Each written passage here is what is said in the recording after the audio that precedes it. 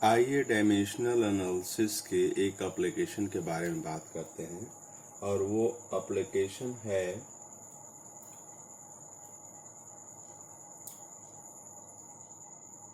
To check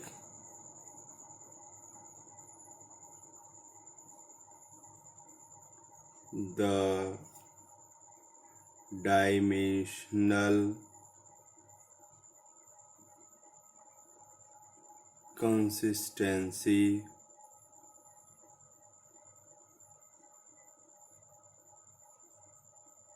of a given formula।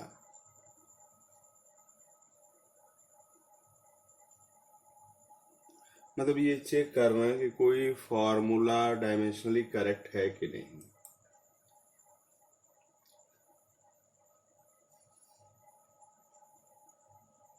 जैसे मान लीजिए कि अगर मुझे चेक करना है कि formula S is equal to U T plus half A T square dimensionally consistent है कि नहीं। डायमेंशनली कंसिस्टेंट होने का मतलब डायमेंशन पॉइंट ऑफ व्यू से करेक्ट है कि नहीं।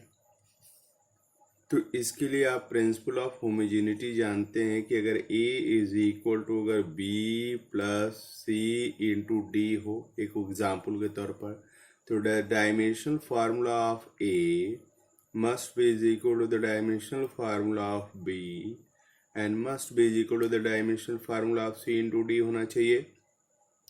तो उस हिसाब से s का जो डायमेंशनल फार्मूला है, u इंटू टी का जो डायमेंशनल फार्मूला है, हाफ इंटू ए इंटू टी स्क्वायर का जो फार्मूला है, डायमेंशनल फार्मूला है, वो सेम होना चाहिए।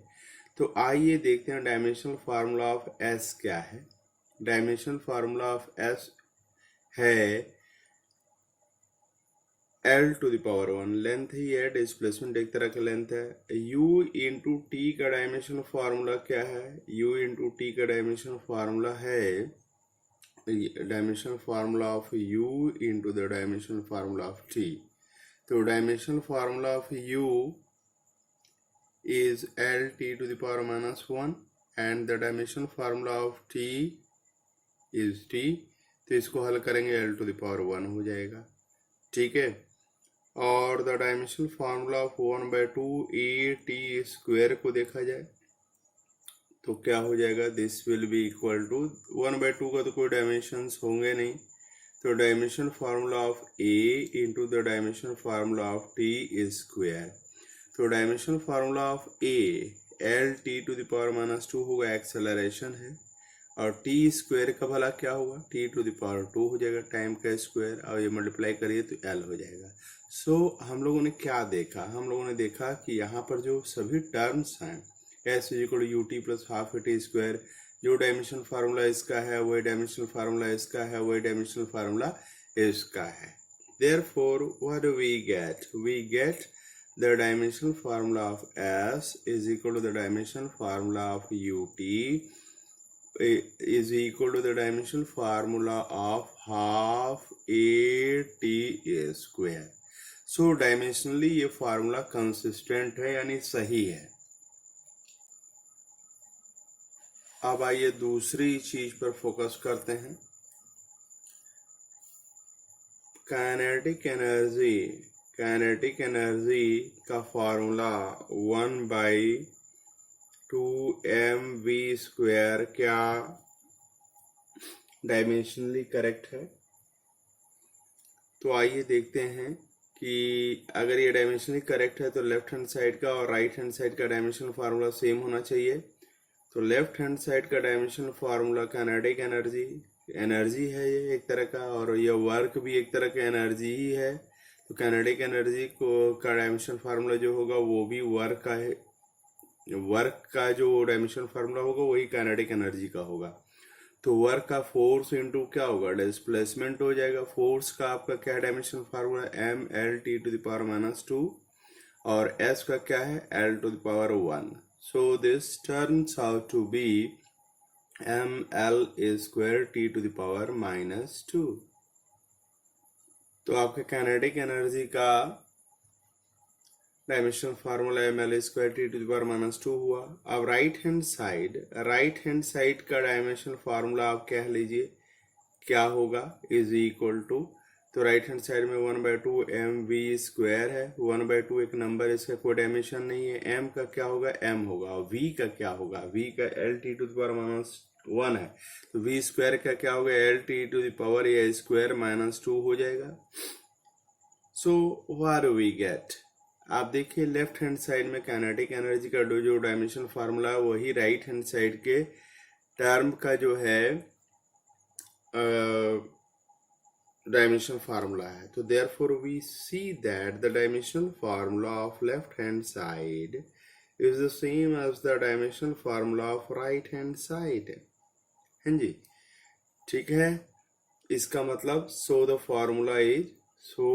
Formula is dimensionally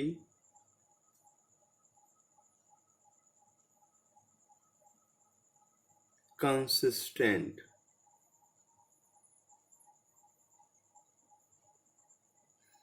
So the formula is dimensionally consistent, मतलब डायमेंशन पॉइंट ऑफ व्यू से इस फार्मूला में कोई दिक्कत नहीं है। और हम लोग विगत के अनुभवों से जानते हैं कि ये सही भी है। लेकिन यहाँ पर एक थोड़ा सा हम लोग इसी एग्जाम्पल में अगर यह ले लें कि काइनेटिक एनर्जी के लिए हमारे पास फार्मूला जो है 3/5 mv² है, ठीक है। तो डायमेंशनली क्या होगा, dimensionally the dimensional formula of k is the same as the dimensional formula of 3/5 mv²। Dimensionally it's okay, लेकिन हम जानते हैं कि काइनेटिक एनर्जी का जो फार्मूला है वो 3/5 mv² नहीं होता है, वो क्या होता है, 1/2 mv² होता है।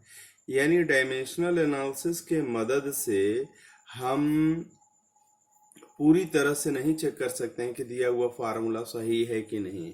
अगर वो डायमेंशनली करेक्ट है तो इसका मतलब ये नहीं है कि वो श्योरली करेक्ट है। हाँ, लेकिन अगर वो डायमेंशनली इनकरेक्ट है तो हम कह सकते हैं कि वो 100% श्योर है कि वो इनकरेक्ट है। ठीक है, जो ये काइनेटिक एनर्जी के फॉर्मूले से जो है स्पष्ट हो जाता है।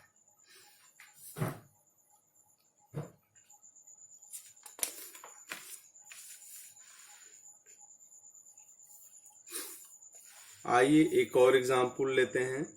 इसमें है वेरीफाई डायमेंशनली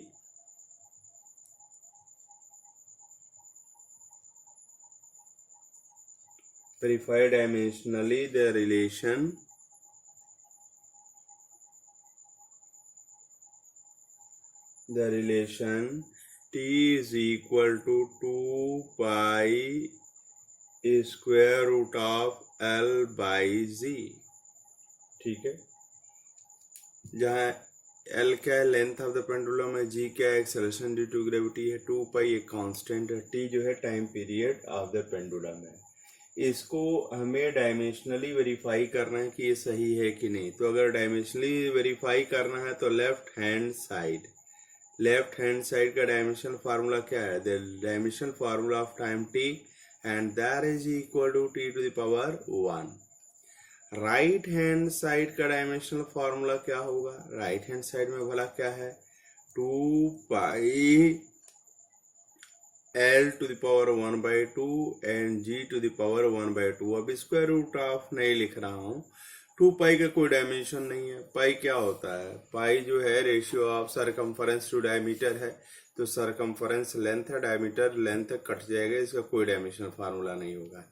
ठीक है, L⁻1/2, तो यहाँ पर L⁻1/2 हो जाएगा। G का भला क्या होगा, G का LT⁻2 होगा, होल टू द पावर 1/2 हो जाएगा। So this is equal to L⁻1/2 by L⁻1/2 and T⁻⁻1, है ना।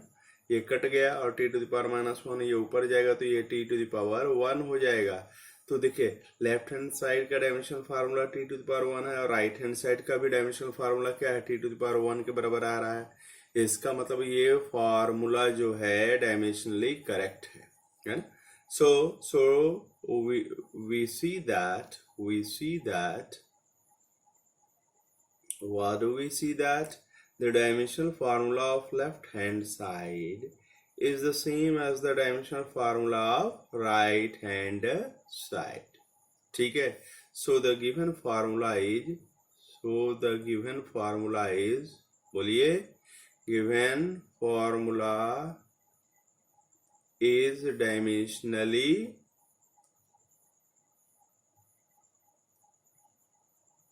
consistent. कंसिस्टेंट मतलब correct. Dimension point of view से देखा जाए तो ये बिल्कुल करेक्ट है. क्यों बार बार इसको लिखा जा रहा है डायमेंशनली कंसिस्टेंट?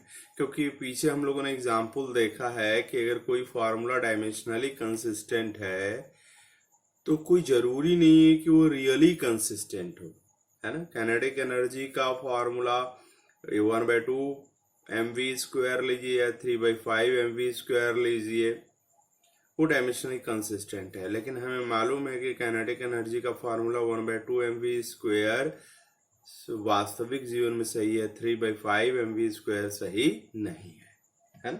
इसलिए बार बार हमें ये बोलना पड़ता है कि डायमेंशनली कंसिस्टेंट है. जहां तक डायमेंशन पॉइंट ऑफ व्यू की बात है, इसमें कोई शक नहीं है कि ये फार्मूला सही है.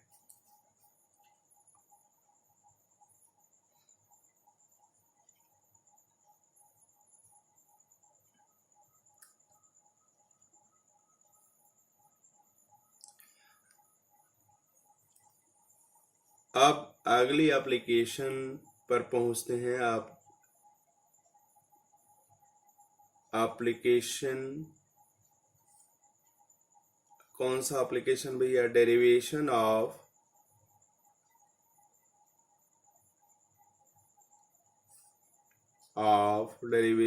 Of formula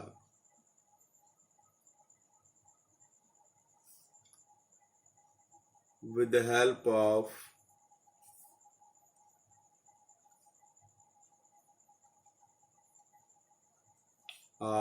dimensional analysis.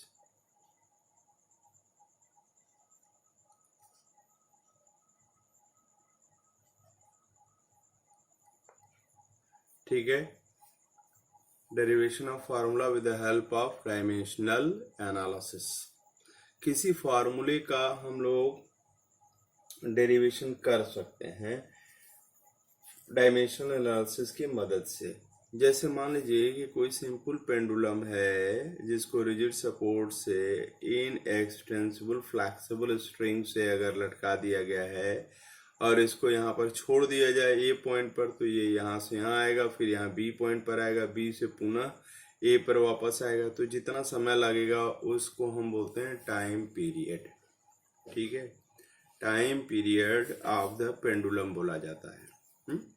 तो time period of the pendulum जो है किन बातों पर निर्भर करता होगा? तो हमने एक अंदाजा लगाया कि यह लेंथ पर निर्भर करता होगा, मास ऑफ द बॉब पर निर्भर करता होगा, एक्सेलरेशन ड्यू टू ग्रेविटी पर निर्भर करता होगा. कैसे निर्भर करता होगा हमें नहीं मालूम, लेकिन हमने एक अंदाजा लगाया कि इन बातों पर निर्भर करता होगा. तो हमने कहा कि the time period T is directly proportional to L to the power A, is directly proportional to M to the power B, is directly proportional to G to the power C. हमने एक tentative ले करके हम लोग चले. ठीक है. तो ले करके चलेंगे तो T is proportional to L to the power A, M to the power B and G to the power C हो जाएगा. और T is equal to K into L to the power A, M to the power B and G to the power C हम कह सकते हैं, जहाँ की एक डायमेंशनलेस प्रोपोर्शनलिटी कांस्टेंट है. तो अगर हम ये मान करके चलें कि यह फार्मूला करेक्ट है तो यह डायमेंशनली भी करेक्ट होना चाहिए. So I must have the dimensional formula of left hand side. Left hand side is equal to the dimensional formula of right hand side. So the dimensional formula of left hand side में तो time है t to the power 1 है, m to the power क्या होगा 0, l to the power 0, मास और time तो है, length तो है ही नहीं। और dimensional formula of right hand side में क्या है, k है, l to the power a है, m to the power b है, g to the power c है। तो भैया k का डायमेंशनल फार्मूला क्या होगा, वो तो कुछ है नहीं, डायमेंशनलेस है, तो इसका कोई डायमेंशन नहीं होगा।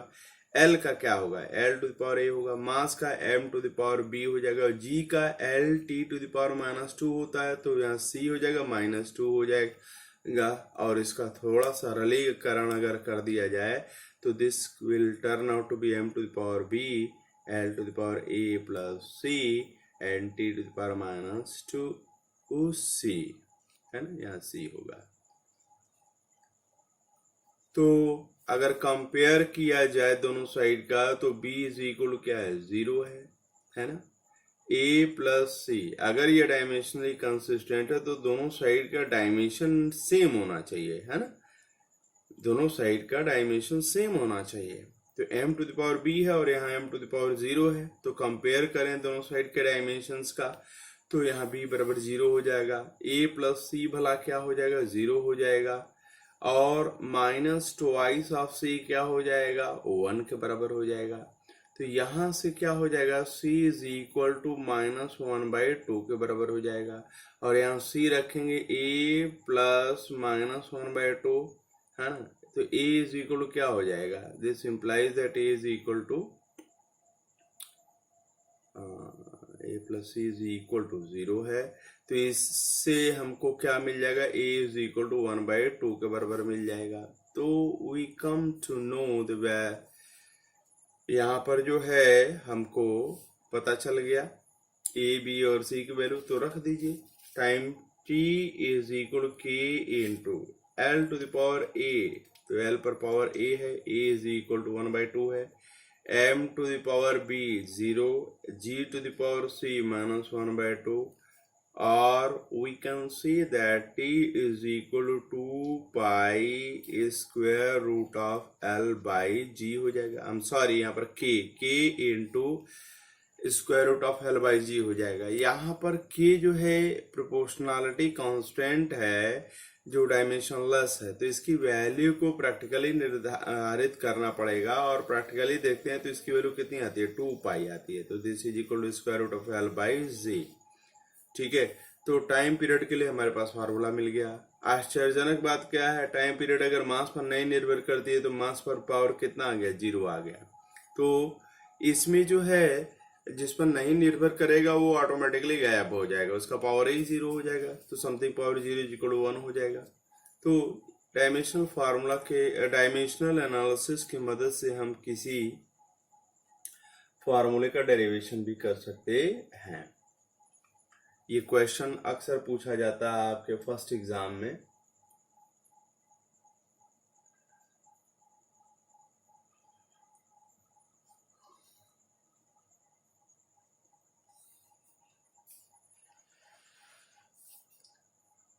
अब प्रॉब्लम नंबर 2 हम लोग बात करते हैं।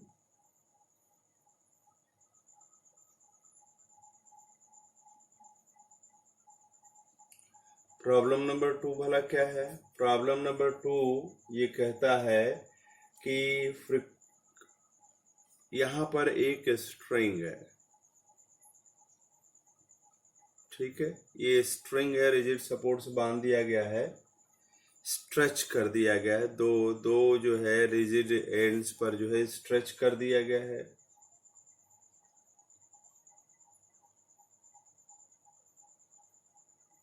और इसको टाइट कर दिया गया ताकि इसमें टेंशन कितना आ जाए, टी के बराबर आ जाए। Tension is a kind of force, ठीक है। तो टेंशन आप देखिए किसी स्प्रिंग को अगर खींचिए तो अंदर की तरफ वो खींचता है, तो जो अंदर की तरफ खींचता है उसको टेंशन बोलेंगे। तो किसी भी रस्सी को भी अगर खींचेंगे तो अंदर टेंशन जनरेट हो जाती है। अब अगर इसको अगर खींच करके या इस तरह से अगर छोड़ दिया जाए तो ये वाइब्रेट करने लगेगा, ठीक है। तो मान लीजिए कि ये जो फ्रिक्वेंसी है 1 सेकेंड में, देखिए यहाँ से यहाँ और फिर यहाँ पर जाना, 1 हुआ, फिर ये 2 हुआ, तो 1 सेकेंड में कितना ये चक्र कर लेता है, वो that will be called the frequency. है ना। तो जो फ्रिक्वेंसी है वो न्यू से दर्शाया जाता है। हम मान ले रहे हैं कि यह डिपेंड करता है किन फैक्टर्स पर, टेंशन टी पर डिपेंड करता है, ठीक है, लेंथ ऑफ द स्ट्रिंग पर डिपेंड करता है, और तीसरी चीज जो है mu, what is mu, mass per unit length, है ना। मान लीजिए कि एल लंबाई का स्ट्रिंग है, उसका मास का एम के बराबर है, तो यूनिट लेंथ की लंबाई का क्या होगा, it will be M by L, ठीक है। सो ये चीज जो है आपको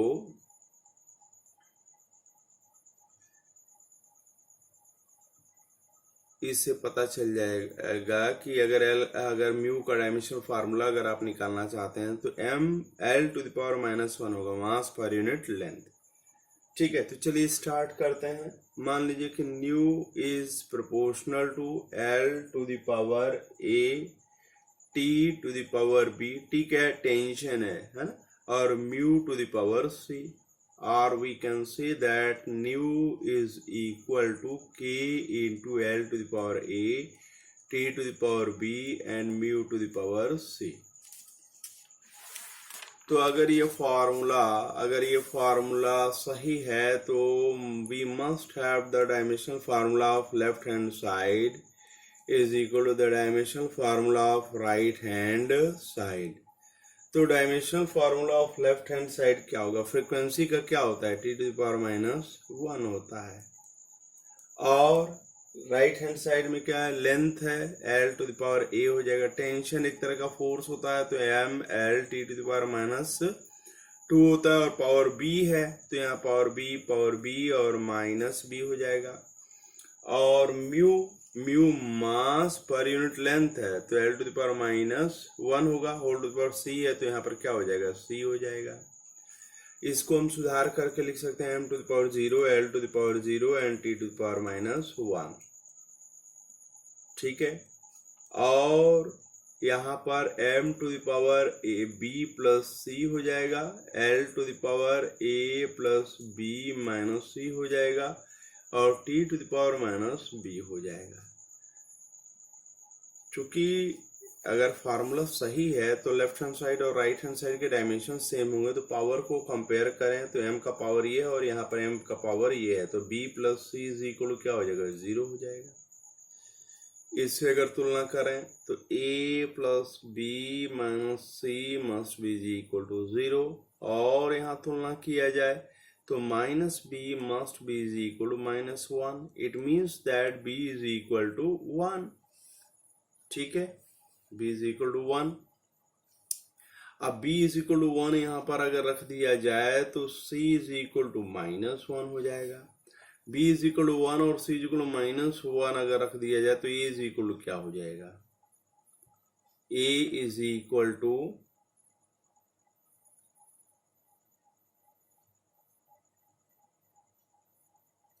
यहाँ थोड़ा सा गड़बड़ी हो गया है,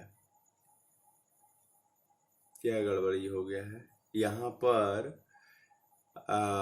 मास पर यूनिट लेंथ तो ठीक है, यहाँ पर पावर -2b होगा, -2b होगा, एक्सेलरेशन है ना, तो M L T to the power -2 होता है, होल पावर b करेंगे तो ये -2b हो जाएगा, तो यहाँ पर -2b is equal to this में, तो b इज इक्वल टू 1/2 हो जाएगा, b इज इक्वल टू 1/2 हो जाएगा, तो यहाँ c इज इक्वल टू क्या हो जाएगा, वो -1/2 हो जाएगा। अब यहाँ पर रखिए तो ये क्या हो जाएगा, तो यहाँ पर a plus 1/2 minus -1/2 is equal to 0 हो जाएगा, तो a plus 1 is equal to 0 हो जाएगा, तो a इज इक्वल टू क्या हो जाएगा, -1 हो जाएगा, ठीक है।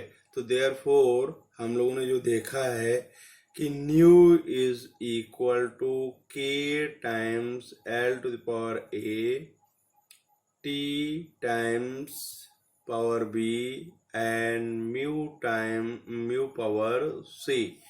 तो k एक डायमेंशनलेस फार्मूला है, l to the power a तो l टू द पावर -1 हो जाएगा, t to the power tension t to the power b है, और b की वैल्यू भला कितनी आई, 1/2 आई, और mu mass per unit length mu to the power c. C is equal to how much? minus 1 by 2. Or we can say that mu is equal to k into 1 by l, है ना, power -1 है और यहाँ पर square root of T by mu के बराबर हो जाएगा, है ना। तो the frequency of the string is equal to this much हो जाएगा, ठीक है। यहाँ पर इसको प्रैक्टिकली हमको निकालना पड़ेगा। Okay, so we have come to know what will the frequency of the string if it is given vibration and if it is stretched between two rigid ends, ठीक है। यहाँ पर म्यू मास पर यूनिट लेंथ है, यह चीज दिमाग में रखिएगा और इसका dimensional formula ml to the power -1 के बराबर होता है।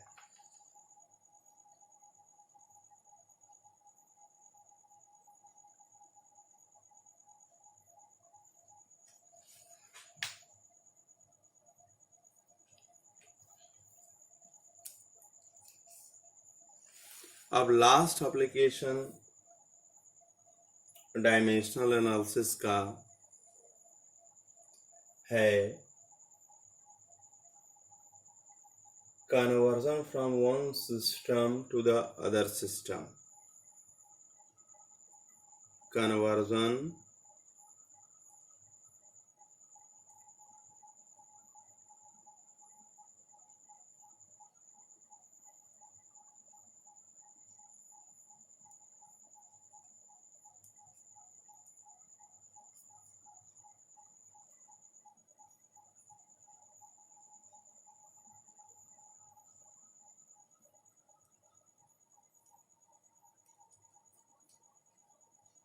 ठीक है।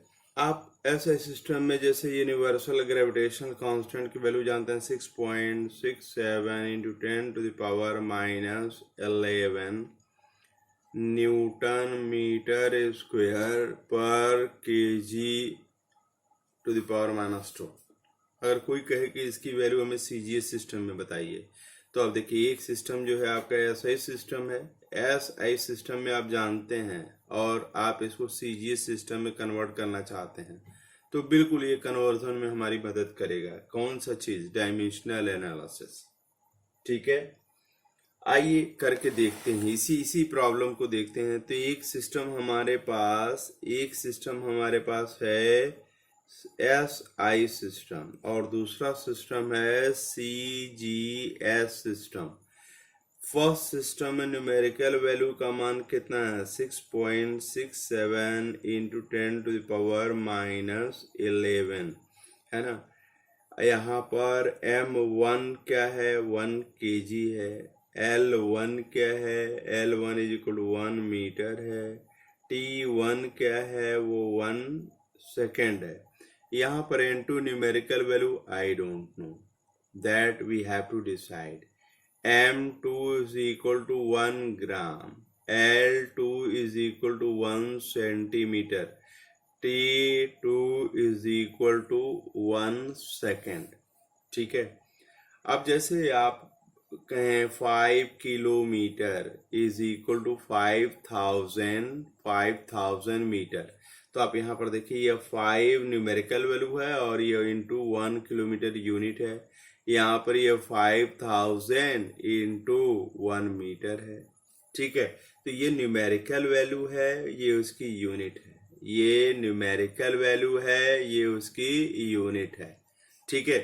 तो कोई भी क्वांटिटी है तो उसको दो चीजों के प्रोडक्ट के रूप में लिखा जाता है, numerical value into its unit, ठीक है। तो हमारे पास जो क्वांटिटी है वो कैपिटल जी है, तो numerical value in the first system into unit ml/t to the power, ठीक है, m1 l1 और t1। यहाँ पर जो है जी का यूनिवर्सल ग्रेविटेशनल कांस्टेंट का डायमेंशनल फार्मूला क्या होता है बताया गया है। ये होता है m to the power -1 l to the power 3 t to the power -2, ठीक है। तो अगर ये फॉर्मूला होता है तो यहाँ पर -1 l³ t to the power -2, है ना। तो numerical value into unit is equal to numerical value into unit, तो m2 L2 T2, यहाँ पर पावर -1, पावर 3, पावर -2। तो therefore n2 is equal to how much, है ना, n2 is equal to n1, this is m by m, है ना, इसको नीचे ला रहे हैं, m1 by m2 whole to the power -1 into L1 by L2 whole to the power 3 and T1 by T2 whole to the power -2। ठीक है, तो this is equal to n1 की वैल्यू मुझे मालूम है 6.67 into 10 to the power -11, m1 1 kg, है ना, by 1 gram to the power -1, L1 1 metre by 1 centimetre and power 3, T1 is equal to how much? T1 is equal to 1 second by 1 second whole to the power -2 हो जाएगा, 6.67 into 10 to the power -11, है ना, 1 kg is equal to 1000 gram by 1 gram to the power -1, 1 meter 100 centimeter by 1 centimeter whole to the power 3, 1 second by 1 second whole to the power -2। तो आप देखिए यहाँ पर gram से ग्राम कट गया, metre से सेंटीमीटर, सेंटीमीटर सेकंड से second cancel हो गया, तो 6.67 into 10 to the power -11 into यहाँ पर देखिए 10 टू द पावर -3 हो जाएगा, यहाँ पर 100 को 10 स्क्वायर लिखेंगे तो 10 टू द पावर 6 हो जाएगा, ये तो गया खत्म। तो यहाँ पर अगर देखें तो this is 6.67 into 10 to the power क्या हो जाएगा, ये सब हल करिए तो क्या हो जाएगा, 10 टू द पावर -8 हो जाएगा। तो n2, है ना, सीजीएस सिस्टम में यूनिवर्सल ग्रेविटेशनल कांस्टेंट की value 6.67 into 10 to the power -8 के बराबर होगी। सो देखिए कितने नाइसली जो है डायमेंशनल एनालिसिस का उपयोग करके हम एक सिस्टम से दूसरे सिस्टम में किसी भी दिए गए पैरामीटर या फिजिकल क्वांटिटी की वैल्यू को कैलकुलेट कर सकते हैं। ठीक है, that was so nice application. तो आज यही रोक दिया जा रहा है।